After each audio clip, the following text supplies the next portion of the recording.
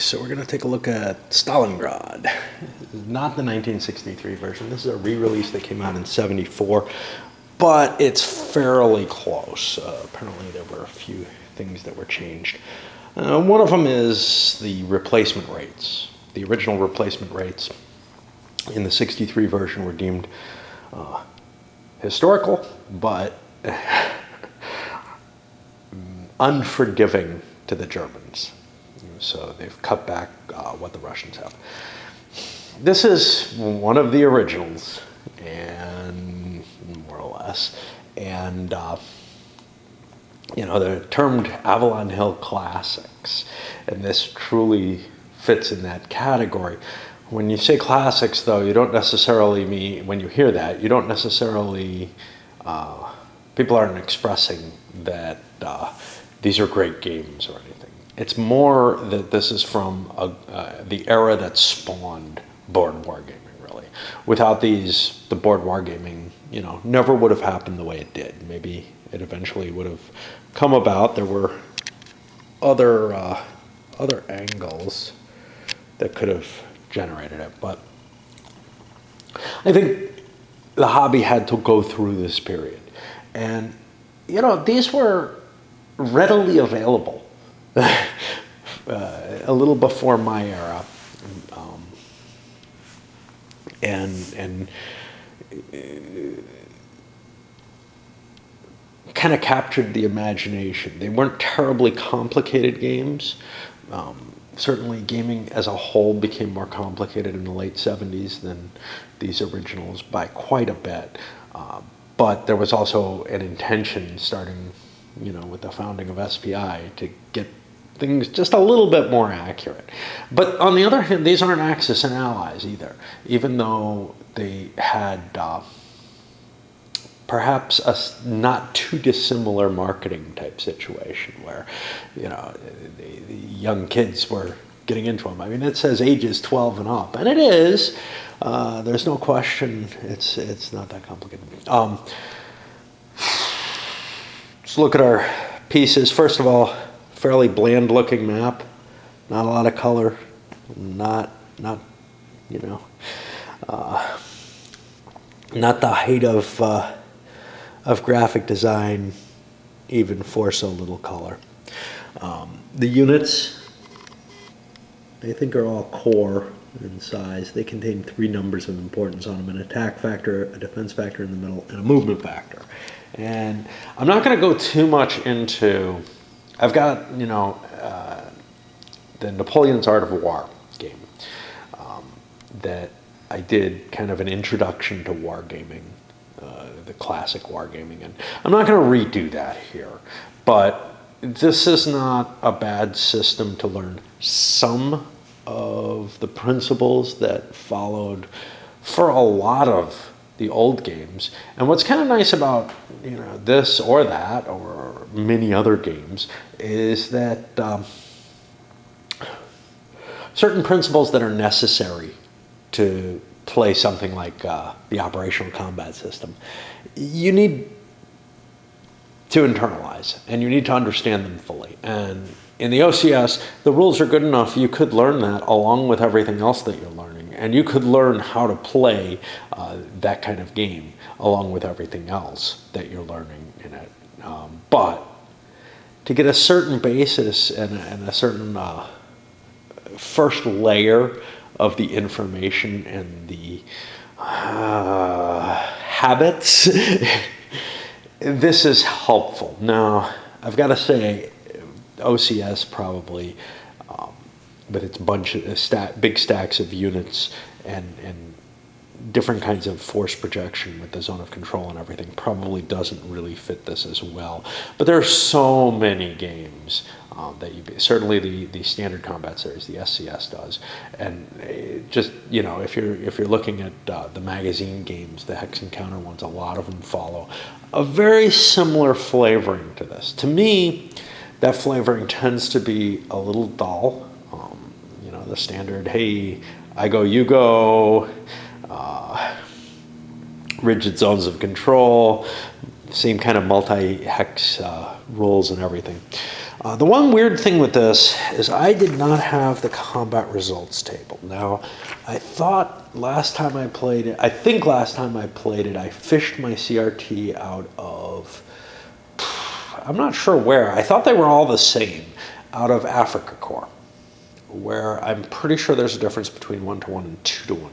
I printed this one off the web. Maybe this is a variant. The 1-to-1 and 2-to-1 combat results are exactly the same. And you really have to get big numbers to get a good combat table. I mean, you got to get 3-to-1 to get one that even kind of starts being in your favor as the attacker. This is weird because the way I was able to set up with the Russians, I could not find a 3-to-1 attack against them, which means the Germans are going to make tons of 1-to-1 attacks. That does not sound, given that the attacks are kind of at even, that does not sound like, Barbarossa's beginning to me.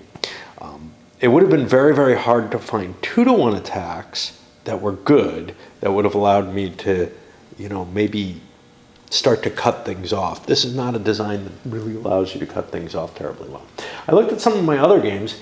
I didn't look at Gettysburg. That may have had an old style one, but Anzio and Battle of the Bulge, they both actually have different combat designs to them. That the CRT is significantly different. But again, I didn't remember 1-to-1 and 2-to-1 being exactly the same. I'm assuming this is correct because it seems to be, everything on it seems to fit the rules that I actually have, which is this, the Russian replacement points running from 4 to 6, the description of the results. There are a bunch of mods out there. My view on that is always, trying to patch this game is probably not your best choice.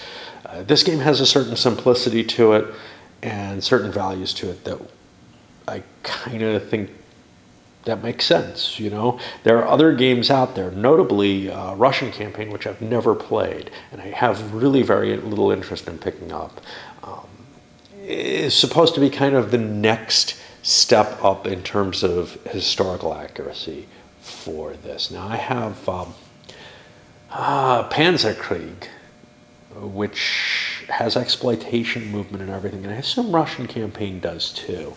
I don't remember the timing on these between the two of them. I mean, Panzerkrieg came out as OSG. That's actually the version I have. And I don't know when Russian Campaign came out. For me, it was just like, I don't want another kind of simple hex encounter, strategic treatment, if you want to call it that. I consider it kind of operational, but, it really isn't. It's a strategic treatment of the East Front, and, on a fairly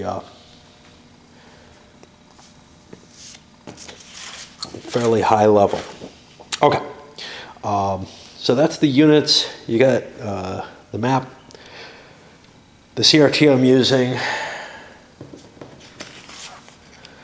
Certain months you have to roll for the weather. Weather's a big deal in the campaign, obviously, so throwing a little bit of randomness into that can have a big effect on the play.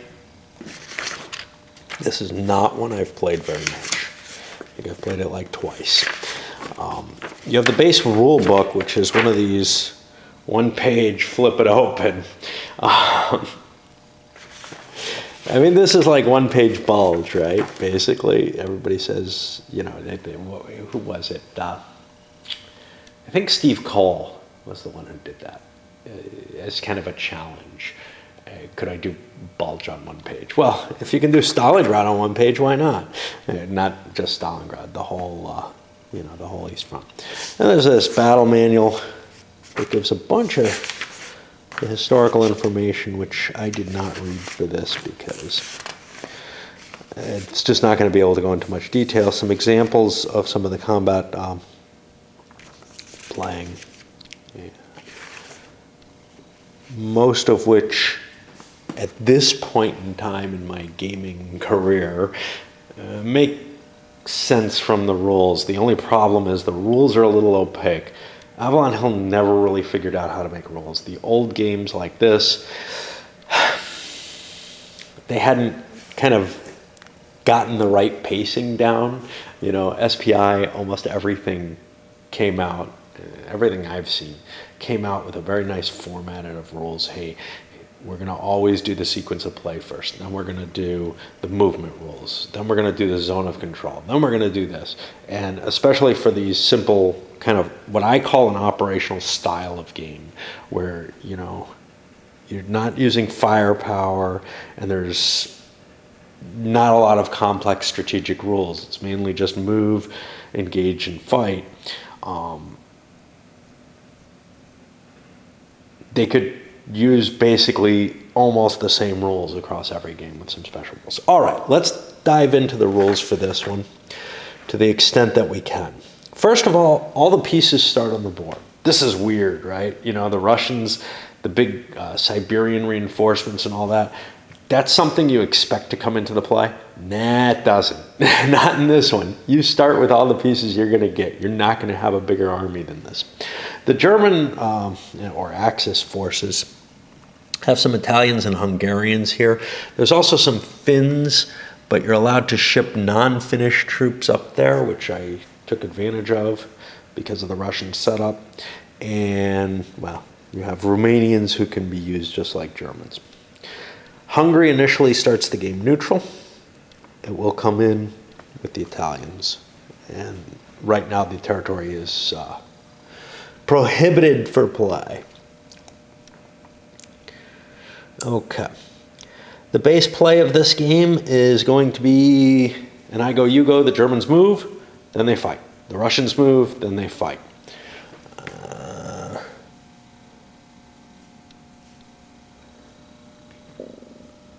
And somewhere in there, I'm assuming over in step 5, but it's not actually covered in the sequence of play, you get your replacement points, which is where your reinforcements are going to come. As your pieces get lost, you're going to be able to recuperate them during the game. And this chart kind of expresses that.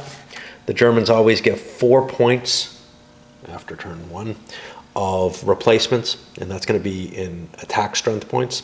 The Russians get between 4 and 6, and there's an option to use the old version of the rules, which gives them between 4 and 8. The goal of the game for either side, if you can eliminate all the enemy pieces, you just win. Otherwise, the Germans have to take Leningrad, Moscow, and Stalingrad and hold it for hold them all for 2 consecutive turns. They use some wording to confuse that, but that's basically what it comes down to. The Russians win if the game makes it to the end of the game without that happening. It's pretty clear that in a game of Stalingrad, eventually, if it's like the Russian campaign historically at all, if the Russians survive past a certain point, you don't really need to keep playing. Now this game takes you out only through 43. Okay. That's fair enough. I really wouldn't want to play this going out till 45 or whatever with no additional Russian pieces, essentially. That would be kind of ridiculous. I was afraid that's what it was. Movement's pretty simple. Every space costs 1 except the ones that don't. Of course, instead of putting that in the normal movement rules, they make a special section for terrain. So mountains and swamps are, I think, the only really special move. Well, there's a bunch of special movement rules. Mountains and swamps, basically when you enter them, you stop moving.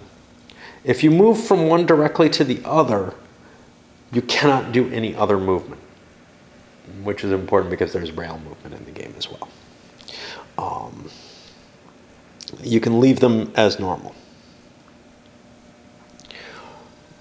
The other specials, obviously seas and lakes you can't normally cross, but the Sea of Azov freezes. You'd think like Lakota would as well. That may be mentioned here in the weather. All lakes north of Moscow, Luga, Volkhov, Sviri, and northern Dvina, and all swamps north of the Dvina. I don't know where the Dvina is. Great.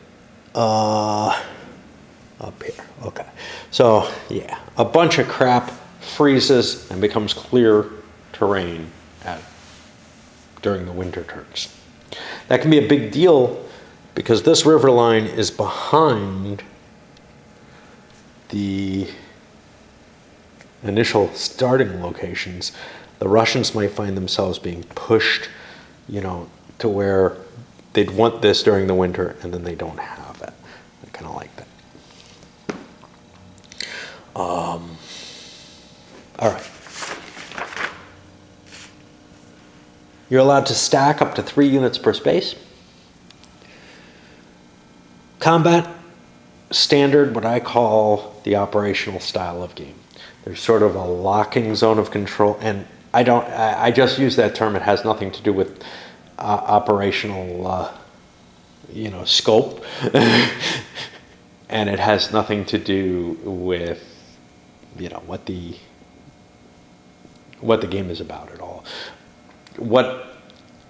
I use it for my own reasons because so many operational games use something like this. And what it basically is a bunch of tactical games do too, but a unit must attack everything it's adjacent to. All units, you make a single attack against a single hex. All units adjacent to that hex can all attack it together, but because you must attack every unit you're adjacent to, you're basically allowed to split off attacks. Now in this game, you're allowed to split on a per unit rather than a per hex basis, which means some games don't allow that, basically. It means that you don't have to worry quite as much about, what factors go where, but you still have to do a lot of counting and annoying crap to get to the right odds on the CRT. The zones of control are rigid, which means you move into them, you stop moving. I don't think you can move from one zone to another, even if you start your turn there. I haven't really looked at that. Yeah, you can actually. No. Okay. You can move from a square, not a hex. Hexes hadn't been invented yet as a term. In 63. In 74 they had. From one unit zone of control directly into a different unit's zone of control, as long as it doesn't stay in the zone of control of the unit that it started with. So you can inch your way from one zone of control to a completely different zone of control. And that's kind of a tricky situation. The actual fighting, you're going to be adding up the attacker's attacker strength versus the defense for the defender. You come up with an odds result, round down in favor of the defender, and you roll a die and you get a result. Now, certain terrain affects the defender's strength. And they make this really complicated chart here, mainly because of the way they handle rivers with them running through the hex instead of on the hex side. What happens is, there's certain terrain. Cities, let's see what doubles here.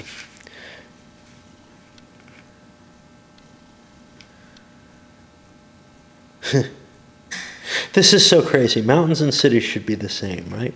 Mountains and cities are both essentially any square adjacent to them. Well, they make a special rule here. Attacking units are on any square, including adjacent mountain squares, instead of all squares, which I don't see a difference. Okay, so cities and mountains double you no matter what. The other thing that's of interest is when the attacker is attacking from a river. If he's on the same river, if all attacking units are attacking from a different river, i.e. not directly connected, and there, I think, is a case where you can attack the same river, I don't know. I'm looking for it and I don't see it, but basically you're on the same river and you can attack a hex that you obviously aren't just following the river. I'd look for an example. I've been looking for an example. I'm not seeing it. This would be one. So if you attack from here to here, I'm viewing that as two different rivers. Because you're not following this. That may not have been the intention. Oh, that may not have been how the rules are actually worded, but that's how I see the intention of the rules, is that if you're not following the line of the river, you can't get that benefit. But normally, if you're attacking from a different river onto the river that you're hitting, and all your units are attacking from that river, from a different river, the defender is doubled. That means this line here is pretty much, because of zones of control and such, not pretty much going to be unable to be attacked without being doubled. But you have to be really careful with how you set up on the river lines this way. I much prefer the river lines on the hex side simply because that's much easier to visualize what's going on. It may not be as accurate, but the ease of visualization means, to me, it's easier to set up the defensive lines.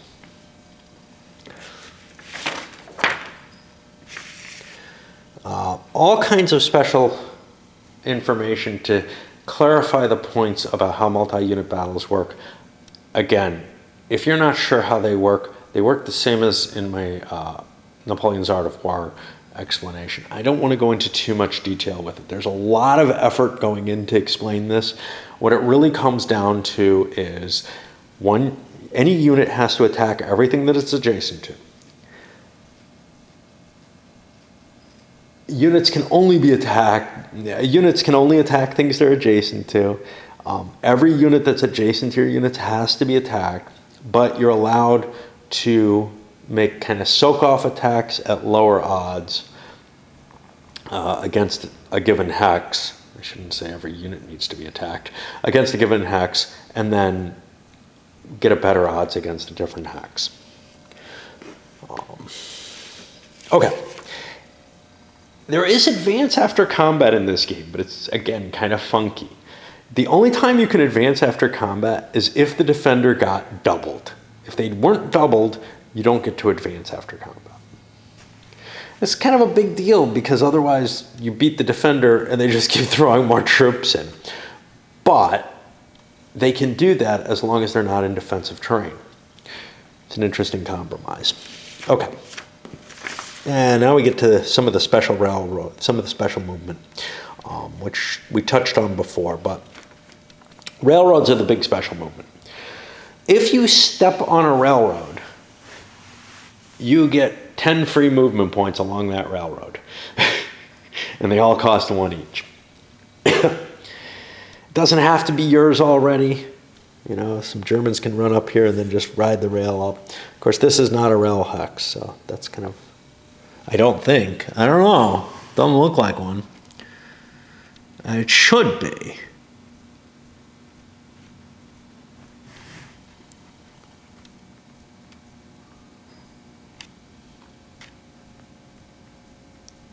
There doesn't seem to be an exception for cities there. There's just not enough. There's no movement delay through cities. Yeah,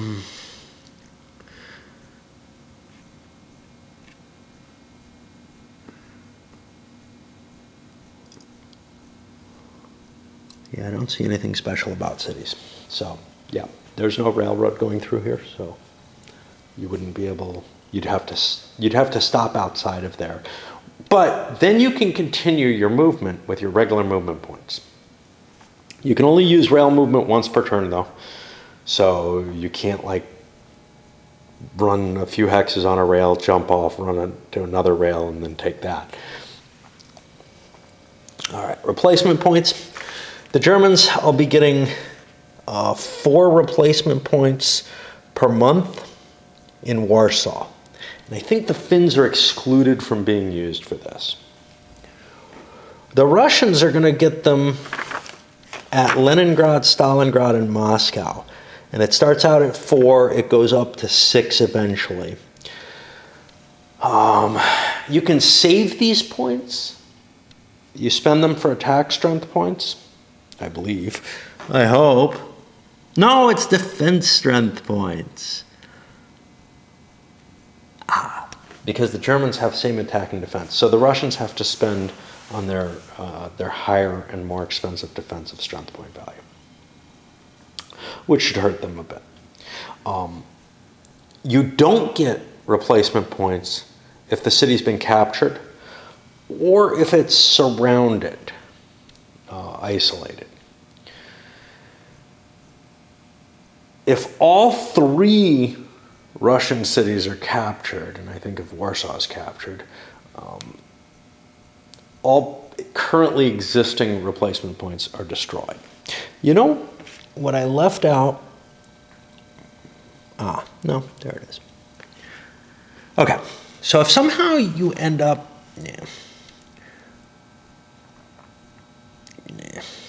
all right, a lot of rules on that, but there's not a whole hell of a lot more to say, I don't think. The Italians and Hungarians come in May 1942. They can be put anywhere outside of Finland, basically, west of the Axis line. As long as they're not in a Russian unit or a zone of control. They can now move into Hungary. Like I said, the weather has certain effects here. Archangel is treated as a lake. The body of water adjacent to Archangel. So this is going to be treated as a lake, so it'll freeze. And it's not. We also have the mud, which reduces movement. Snow. Movement factors of all units are cut in half except in mountains and swamps for both snow and mud.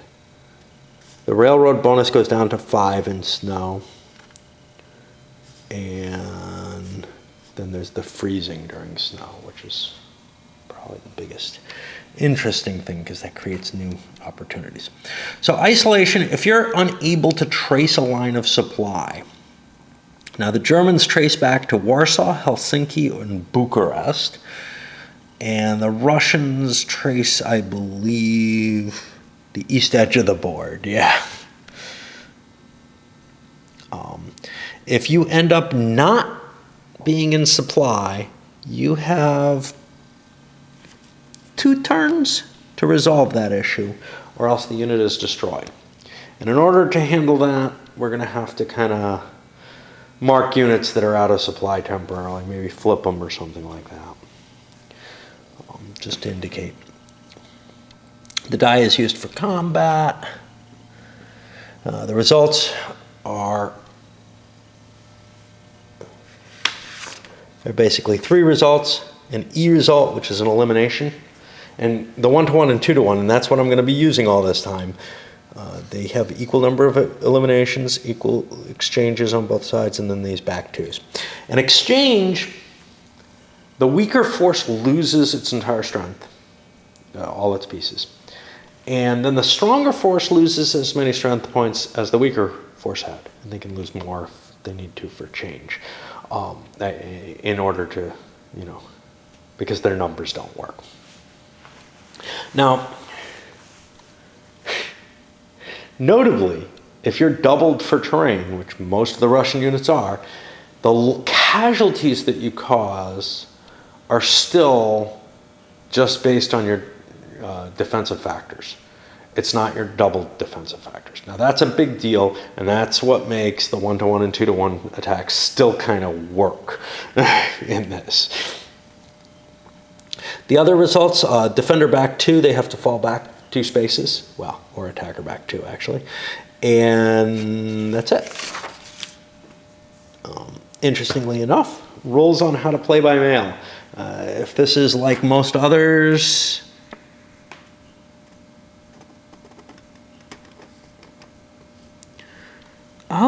don't give it here.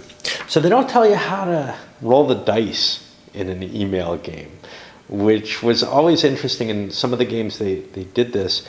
Basically what you do, and this has basically what you do is you use the stock market to generate value. And they just have like, I don't know, you pick the stocks that you want, to look at, and the change that they make somehow determines, what the dice is. And it's not completely random. Indeed, if you pick the wrong stocks, you might be able to kind of predict not the exact value that you're going to get off the stock, but the range that it's going to change, which always kind of weirded me out. They also talk here about grid coordinate system.